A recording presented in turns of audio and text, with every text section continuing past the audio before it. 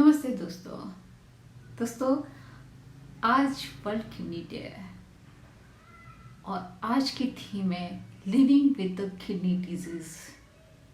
सो आज हमको ज्वाइन कर रहे हैं doctor Pranjal Modi and doctor Pankaj R Shah. Doctor Pranjal Modi has pioneered liver transplantation in the state of Gujarat. He has experience of doing over 500 robotic assisted kidney transplantation, 177 laparoscopic kidney transplantation, and over 2000 open kidney transplantation. Dr. Pranjal Modi is a Vice Chancellor of Gujarat University of Transplantation Science. The Gujarat University of Transplantation Science is the first university of its kind in the world for transplantation and allied sciences. And Dr. Pankaj R. Shah, he is the Dean of Gujarat University of Transplantation Sciences. He has approximately 40 years of experience and he has experience of looking after more than 6,000 kidney transplantation patients. So, namaste and welcome Dr. Dr. Pranjal Modi, आज world kidney day है तो आप हमें कुछ kidney health के बारे में जानकारी दीजिए। नमस्ते। विश्व किडनी दिन पे आप सबका हार्दिक स्वागत है। इस बार का थीम विश्व किडनी दिन के किडनी की हेल्थ के बारे में है। किडनी की हेल्थ मतलब अपनी खुद की हेल्थ। आप सबको पता होगा कि सेकेंड थर्सडे, हर मार्च महीने के सेकेंड थर्सडे के दिन विश्व किडनी दिन मनाया जाता है। इसका मतलब ऐसा है कि आपके लिए कि किडनी की हेल्थ के लिए अवेयरनेस होनी चाहिए। बहुत कंडीशंस ऐसी हैं जिसकी वजह से किडनी धीरे धीरे करके ख़राब होती है। सामान्यतः ब्लड प्रेशर, डायबिटीज़ और बच्चों के अंदर इन्फेक्शन, तो ऐसी कई बीमारियां हैं जो नॉर्मल, हम उसको नॉर्मल से लेते हैं और ऐसी बीमारियों की वजह से धीरे धीरे करके किडनी ख़राब होती है। कुछ कैंसर भी होते हैं किडनी के, कुछ ब्लैडर के कैंसर होते हैं, किडनी के अंदर पथरी भी होती है, उसकी वजह से भी किडनी की बीमारियां होती है, ख़राब होती है। लेकिन ट्रांसप्लांट करने की नौबत आती है जब किडनी संपूर्णतः फेल हो जाती है। और मोस्ट इम्पॉर्टेंट बात ये होती है, जब तक संपूर्णतः किडनी खराब नहीं हो जाती तब तक बहुत सारे मरीजों को उसके बारे में पता भी नहीं होता है। किडनी को कैसे प्रोटेक्ट कर सकते हैं सपना जी? उसमें सबसे इम्पॉर्टेंट चीज़ ये है कि किस तरह से हम अपने किडनी के रोगों को बचाया जाए। अगर एक बार रोग हो गए, उसको किस तरह से मेंटेन किया जाए ताकि वो तेज़ी से आगे ना बढ़े। और एक बार किडनी संपूर्णतः खराब हो गई तो उसके बाद हमको क्या करना चाहिए? सबसे पहले लाइफस्टाइल डिसऑर्डर्स जो हैं, जो नॉन कम्युनिकेबल डिसीज़ माने जाते हैं और बोले जाते हैं, जैसे कि मैंने पहले बताया, बीपी की बीमारी, मेदस्विता मतलब ओबेसिटी, डायबिटीज़, ये सब ऐसी बीमारियां हैं कि जो सेडेंटरी लाइफ से एसोसिएटेड है, जुड़ी हुई है। खाते ज़्यादा हैं लेकिन एक्सरसाइज नहीं करते हैं, कुर्सी पे बैठ के ही काम करना है, आगे कुछ करना ही नहीं है, चलना फिरना घूमना ऐसा कुछ होता ही नहीं है। डॉक्टर, एक्सरसाइज का क्या रोल है?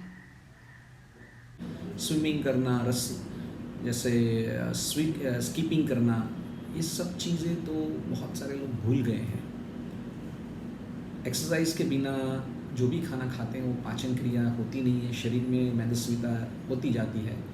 बाहर से स्लिम देखने वाला लोगों का भी पेट के अंदर काफ़ी चर्बी भरी होती है और विसरल ओबेसिटी बोलते हैं उसको। तो ऐसे लोगों को किडनी की बीमारियां होने की संभावनाएं बढ़ती हैं। लीवर की भी बढ़ती है, हार्ट की भी बढ़ती है, ब्रेन की भी बढ़ती है। पर डॉक्टर, किडनी फेलियर के कुछ तो सिम्टम्स होते होंगे ना? डायबिटीज़ ऐसा रोग है जिसकी वजह से पूरी मेटाबॉलिज्म चेंज हो जाती है। ब्लड प्रेशर की वजह से खून की नलियों के अंदर प्रेशर बढ़ता है। किडनी के अंदर अगर एक बार हमारा हार्ट अगर पंप करे तो 20% जितना खून किडनी के अंदर जाता है। तो जब ब्लड प्रेशर ज़्यादा होता है तो किडनी की खून की नलियाँ ख़राब हो जाती हैं लंबे समय तक हाई बीपी रहने की वजह से, और उसके बाद वो फेल होती जाती है। तो वो जब जब धीरे धीरे फेल होती है उसके बारे में शुरुआत में कुछ पता नहीं चलता। जब एडवांस स्टेज आता है तो भूख नहीं लगती, थकान लगती है और सांस फूलती है जब कुछ काम करने जाते हैं तो ऐसी ऐसी नॉन स्पेसिफिक सिम्टम्स आते हैं, और उसकी वजह से हम मेडिसिन डॉक्टर के पास लेने जाते हैं, कभी फिजिशियन के पास डिटेल कभी चेकअप नहीं करवाते हैं, फिजिशियन इन्वेस्टिगेशन करके देते हैं तो हम सोचेंगे बाद में करेंगे, और एडवांस करता जाता है। जब आगे बढ़ता है तो उसके बाद एंड स्टेज ऑर्गन फेलियर हो जाती है, और उसके बाद हमको किडनी का रिप्लेसमेंट करना पड़ता है। वैसे डॉक्टर, किडनी काम क्या करती है हमारी बॉडी में? किडनी का मुख्य काम है शुद्धिकरण, खून का शुद्धिकरण करना। हम पानी ज़्यादा पीते हैं तो यूरिन भी ज़्यादा आता है, अगर पानी कम पीते हैं तो यूरिन कम आता है। कहने का मतलब कि किडनी हमारे शरीर के वाटर बैलेंस रखती है, पानी का बैलेंस रखती है। डॉक्टर, किडनी में इलेक्ट्रोलाइटिस इम्बैलेंस कैसे हो जाता है और इसको कैसे बैलेंस कर सकते हैं हम? उसके अंदर इलेक्ट्रोलाइट्स होते हैं, जैसे sodium, potassium, calcium, phosphorus, magnesium, बहुत सारे इलेक्ट्रोलाइट्स होते हैं शरीर के अंदर, उसको धातु तत्व भी बोलते हैं। तो वो तत्व का भी सब प्रमाण में रखना, बैलेंस रखना, वो काम किडनी का है। उदाहरण तरीके से अगर हम सॉल्टी डाइट काफ़ी ज़्यादा खाएं तो किडनी को सॉल्ट काफ़ी ज़्यादा मात्रा में निकालना पड़ता है। सॉल्ट की वजह से ब्लड प्रेशर भी बढ़ता है, और सॉल्ट की वजह से किडनी को भी नुकसान होता है। पोटेशियम की मात्रा कितनी होनी चाहिए? पोटेशियम अगर ज़्यादा हो जाए, एक बार किडनी ख़राब होती है तो पोटेशियम ज़्यादा कभी कभी हो जाता है।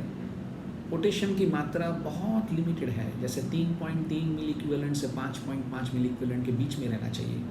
अगर वो बढ़ जाती है तो हमारे हृदय की कंडक्शन सिस्टम जो चीज़, जो धड़कन होने के लिए इलेक्ट्रिक इम्पल्स जाती है, या तो नर्व्स जो होते हैं या स्नायु जो होते हैं वो काम करते हुए बंद हो जाते हैं और उसको पैरालिसिस हो जाता है, मतलब हृदय बंद हो सकता है, सडन डेथ हो सकती है।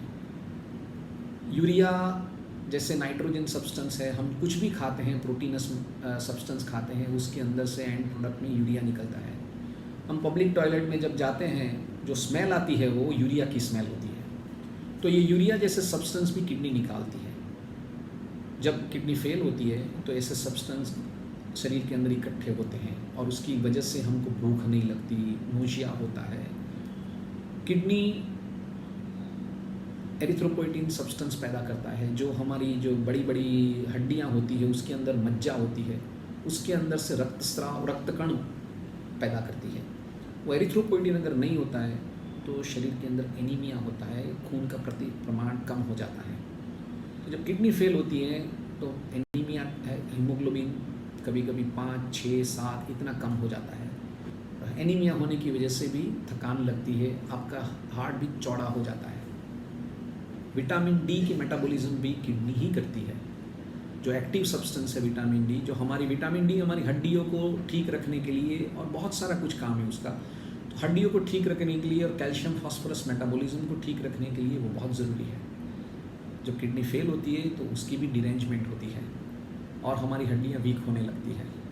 बच्चों में अगर ये तकलीफ़ हो जाए तो बच्चों की हड्डियाँ ऐसे एबनॉर्मल कर्व हो जाता है, जिसको रिकेट्स बोलते हैं, रीनल रिकेट्स भी बोलते हैं। माँ बाप उनको ऑर्थोपेडिक डॉक्टर के पास ले जाते हैं, लेकिन प्रॉब्लम होता है किडनी का। सो बहुत सारे नॉन स्पेसिफिक सिम्टम्स हैं जब किडनी फेल होती है। तो हेल्दी किडनी के लिए डॉक्टर हमको क्या क्या नहीं खाना चाहिए? हमारी डाइट अगर हम कंट्रोल करें, 3 वाइट पॉइजन है, जैसे कि नमक, चीनी और खाने का सोडा, वो कम से कम ले। हम ऐसा नहीं बोल रहे हैं कि नमक खाने का ही नहीं, लेकिन इतना ही खाने का जितना ज़रूरत है।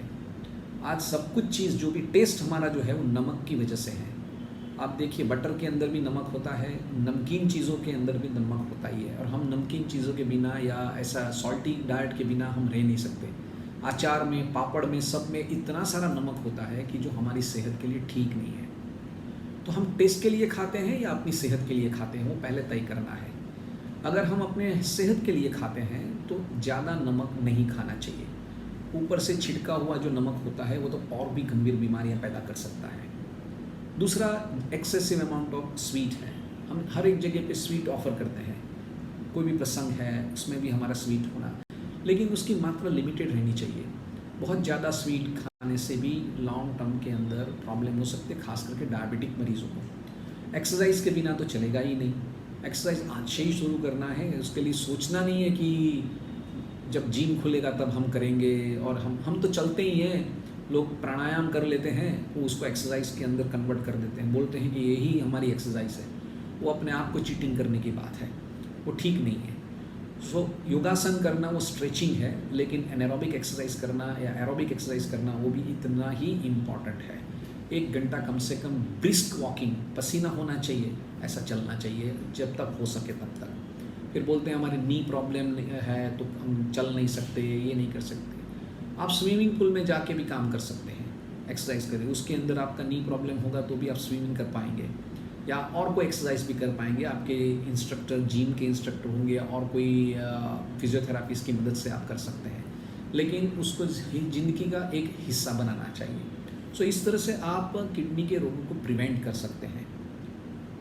एक बार हो गया उसके बाद रेगुलर मेडिकल चेकअप करना बहुत ज़रूरी है, क्योंकि ये रोग आगे ही बढ़ने वाला है। तो डॉक्टर आपको प्रिस्क्रिप्शन देंगे, जो भी दवाइयाँ का प्रिस्क्रिप्शन देंगे उसी दवाइयाँ को आपको नियमित लेना है। किडनी ट्रांसप्लांट कब करवाना चाहिए? सपना जी, ऐसे बात है कि अगर लोग समझते हैं कि हमने कोर्स कर लिया, तो ये कोर्स जैसा नहीं होता है। एक बार दवाई होती है वो लाइफ लॉन्ग होती है। जैसे कि बीपी की दवाई है, या डायबिटीज़ की दवाई है, या हड्डी को ठीक रखने के लिए विटामिन की कुछ दवाइयाँ देते हैं, तो वो लंबे समय तक लेनी पड़ती है, लाइफ लॉन्ग लेनी पड़ती है। उसमें कोई ऐसी बात नहीं होती है कि हम छोटे से टाइम के लिए ले लें।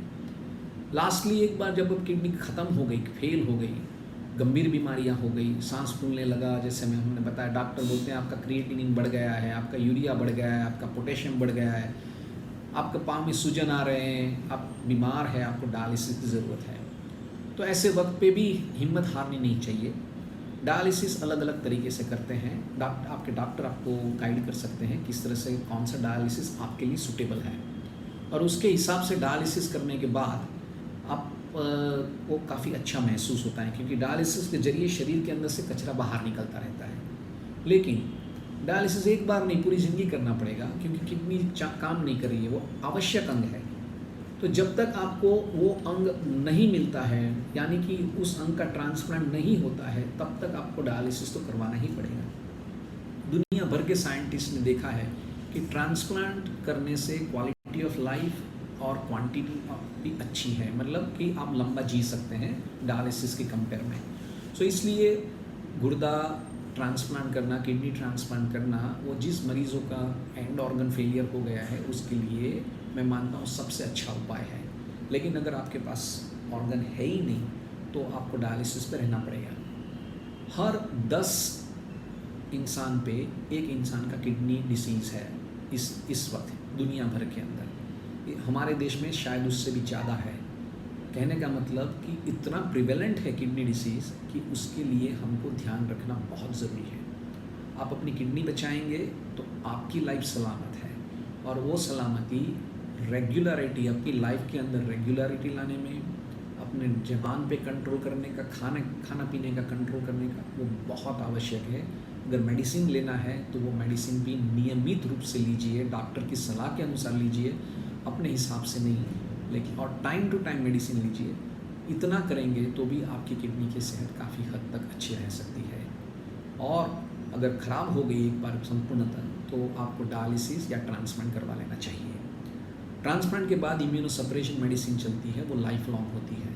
वो भी आपको आपके डॉक्टर के हिसाब से, जिस तरह से आपको इंस्ट्रक्शन दे उस तरफ लेनी होती है। इससे आपका सेहत ठीक रहेगा। हम किडनी लाएंगे कहाँ से? बहुत सारी है, लाइव डोनर होता, लिविंग डोनर होता है, जहाँ से हम अपने रिश्तेदारों के किसी को पूछते हैं। लाइक मेरी किडनी मान लो ख़राब हो गई, तो मैं अपने घर में किसी को पूछूंगा कि यंग एडल्ट है कोई तो मेरे को किडनी दे सकता है। माँ बाप, भाई बहन, पति पत्नी, बच्चे और नाना नानी, दादा दादी, इतने ही लोग को फैमिली माना जाता है भारत सरकार की डेफिनेशन के हिसाब से। बाकी लोगों को क्या? तो बाकी लोगों के पास अगर मान लो किडनी नहीं है, फैमिली में कोई है नहीं, तो उनको रजिस्ट्रेशन करना पड़ता है और लॉन्ग वेटिंग लिस्ट है कैडेवर डोनेशन के लिए। सपना जी ने जैसे काफ़ी अच्छा काम किया है मोहन फाउंडेशन के साथ रह के ऑर्गन डोनेशन के लिए। गुजरात में भी ये काफ़ी काम अच्छा हो रहा है। यहाँ पे state organ and tissue transplant organisation है, उसके अंदर काफ़ी कैडेवरिक ट्रांसप्लांट भी होते हैं, लेकिन डिमांड काफ़ी ज़्यादा है और ऑर्गन मिलते नहीं हैं। तो एक और भी चीज़ करनी चाहिए हम सबको, सिर्फ अपनी सेहत को ठीक रखना ऐसे वो ही इतना काफ़ी नहीं है, लेकिन अगर किसी भी वजह से ब्रेन डेथ हो जाए या कार्डियक डेथ हो जाए, हमको रजिस्ट्रेशन करना चाहिए और हमको अपने फैमिली मेम्बर को बोलना चाहिए कि I want to be the organ donor, मेरे को अंगदान करना है। मेरी मृत्यु के बाद मेरे जितने भी अंग यूज़ हो सके तो वो करना है। किसी की किडनी फेल हो गई है, वो भी अपना लीवर या हार्ट या आँखें या और कोई अंग भी दान कर सकते हैं। तो ऐसी बात नहीं है कि मरीज़ भी अंग दान कर सकता है, जो और तंदुरुस्त व्यक्ति जो है उसका सडन डेथ किसी भी वजह से हो जाए, जैसे कि रोड ट्रैफिक एक्सीडेंट में हो जाए ऐसा, तो ऐसा अंग दान करना चाहिए। सपना जी ने भी ये काफ़ी काम ऐसा किया है, उसके बारे में, उसकी जागृति के बारे में काफ़ी काम किया हुआ है और आशा रखता हूँ कि आप भी उनसे, हमसे, सबके साथ ये काम में और आगे बढ़ेंगे, आपकी किडनी के लिए भी और अन्य लोगों की किडनी के लिए भी। धन्यवाद।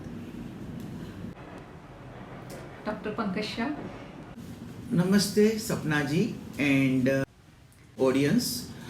किसी का दर्द देख के आह निकल जाती है, वही बात है जो आदमी को इंसान बनाती है। नमस्ते Sapna ji. Today I am going to talk about kidney diseases and theme of world kidney day 2021.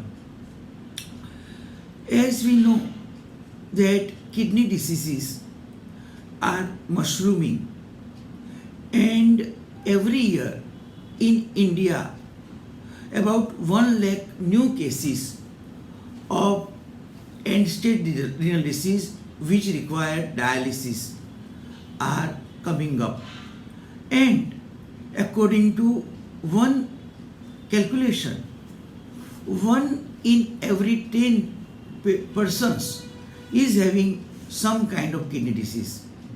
That is the volume of kidney disease.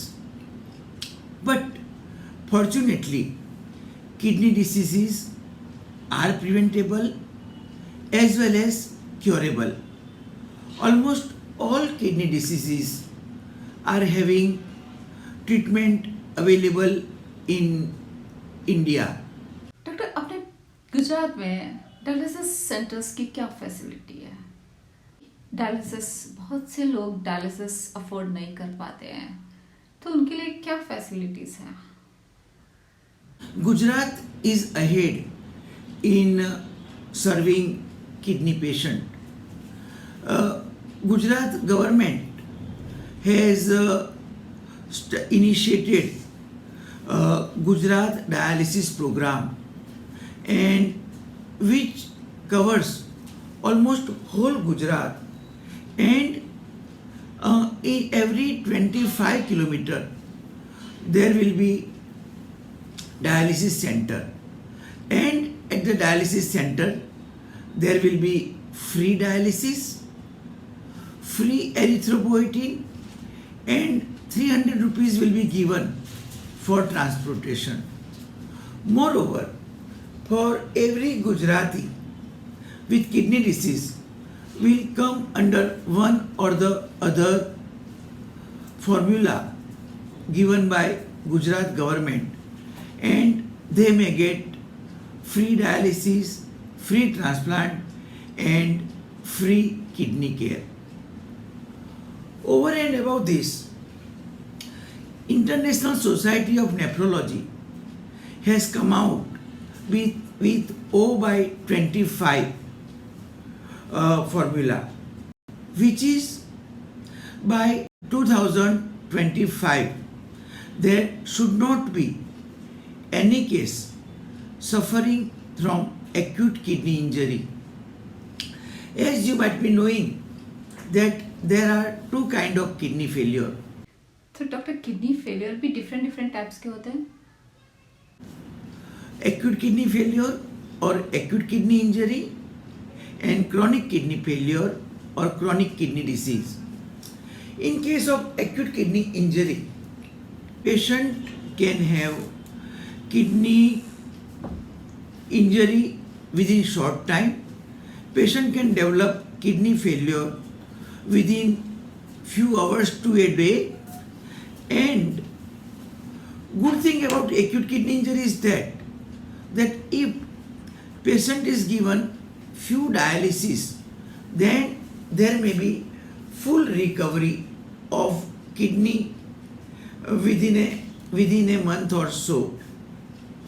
So that patient will require intensive care for about a month, and there will be 80 to 90% of the patient will recover from that disease and they will be normal person. While about chronic kidney disease, it is mushrooming. Diabetes और blood pressure किन किन reason से होता है? Hurries, worries, and curries of life are responsible for high blood pressure and diabetes, and both diseases can lead to kidney failure.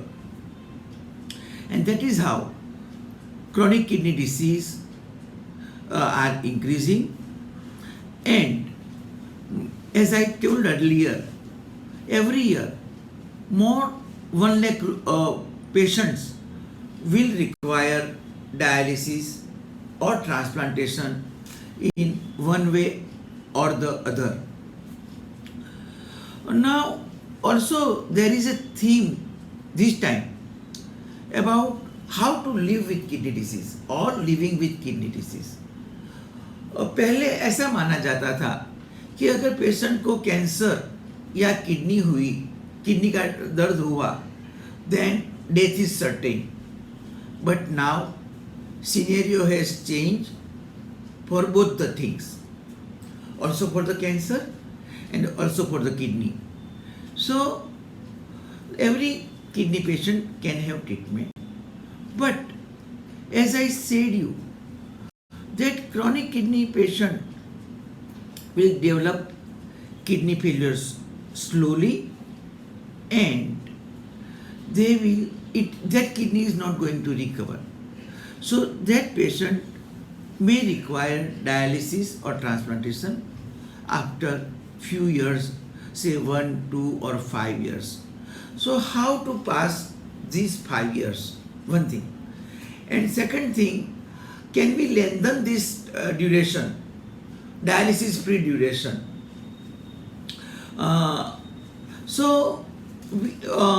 There are many medications which have come in last 10 years. Last 10 साल में ऐसी सारवार आई है जिससे we can prolong dialysis free or transplant free interval. For that, ACE inhibitor and angiotensin receptor blockers like lisinopril or losartan or telmisartan or olmesartan. These drugs, if used judiciously, it can prolong dialysis free period. Moreover, soda bicarb can also prolong dialysis free period. Recently, one newer group of drugs have come in treatment of diabetes and diabetic kidney diseases.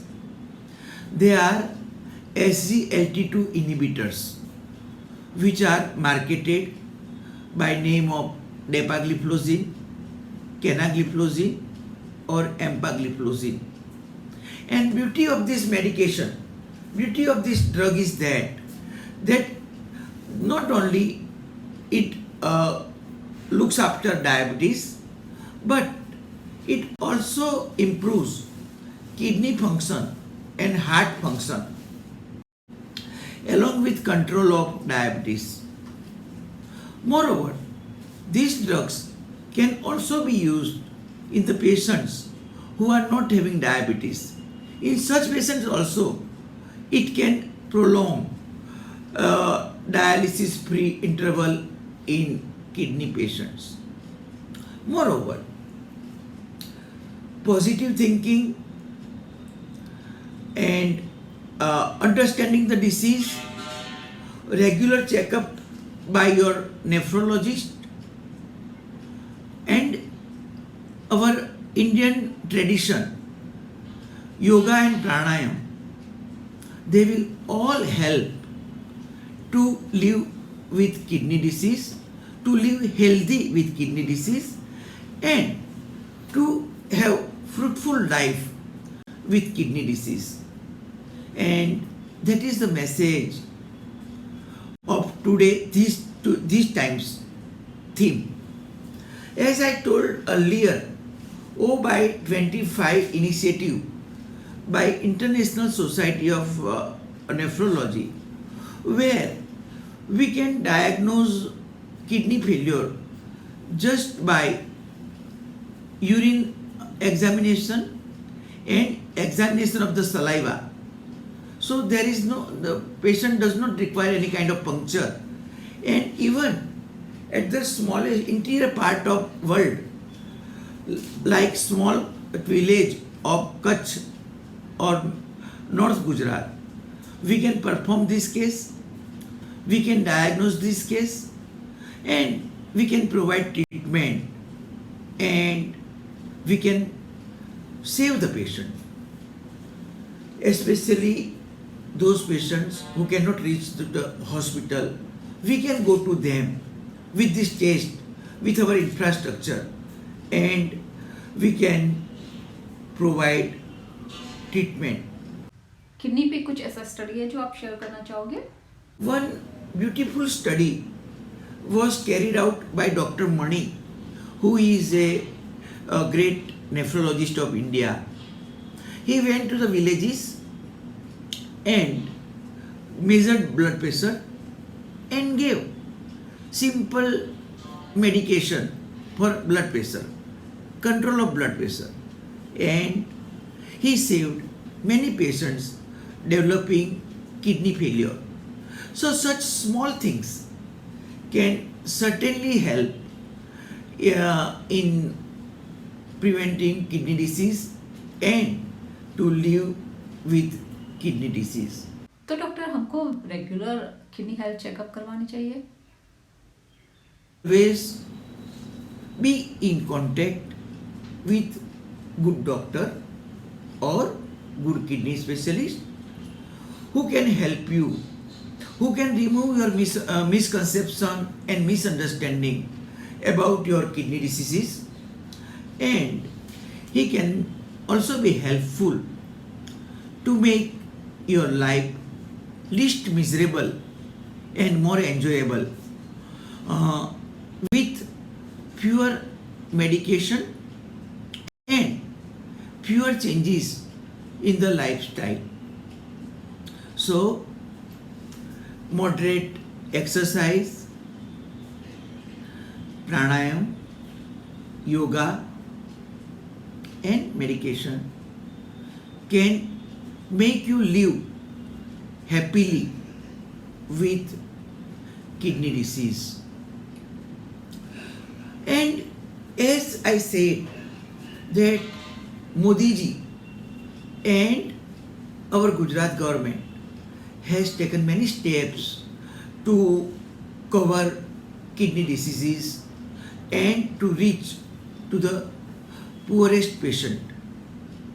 There are various projects like Ayushman Bharat, Ma Yojana, and in Gujarat, Gujarat Periphery Dialysis Centers, all are helping poor patient and all patients in the interior of Gujarat to receive kidney treatment.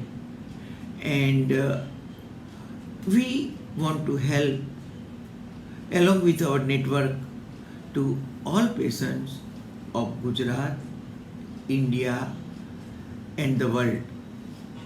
I will also tell you that ये धड़कने सांसें जवानी जिंदगानी आपकी, ये धड़कने सांसें जवानी जिंदगानी आपकी, आपने चाहा हमें ये मेहरबानी आपकी. I will also say that बीते हुए लम्हों की कसक साथ तो होगी, बीते हुए लम्हों की कसक साथ तो होगी, ख्वाबों में भी हो चाहे मुलाकात तो होगी. क्या बात है डॉक्टर, बहुत खूब. Sapna madam, along with Mohan Foundation, are doing fantastic work for promotion of cadaver transplantation program in Gujarat. And you will be happy to know that cadaver transplantation program in Gujarat is gaining very great momentum, and our aim is by 1 or 2 years no patient should be deprived of any treatment for kidney disease, including transplantation. No patient should be without kidney when he needs, and that is the motto of this year, that every patient should receive treatment and no one should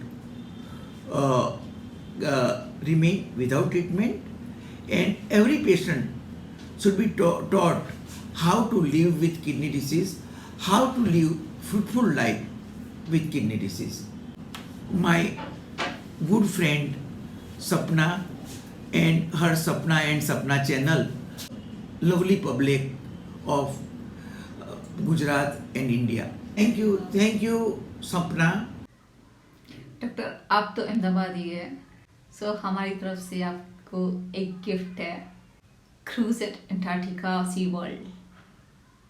हमारी तरफ से एक gift है, cruise eight Antarctica सी world, Ahmedabad river front.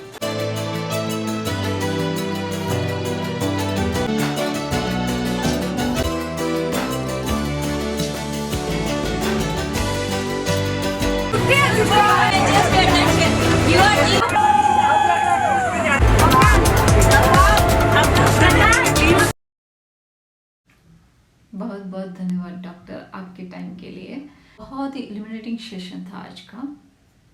ये जानकारियाँ बहुत ही help करेगी. Knowledge बहुत ज़रूरी है सभी के लिए. Thank you doctor and thank you viewers. Thank you for your time. Thank you.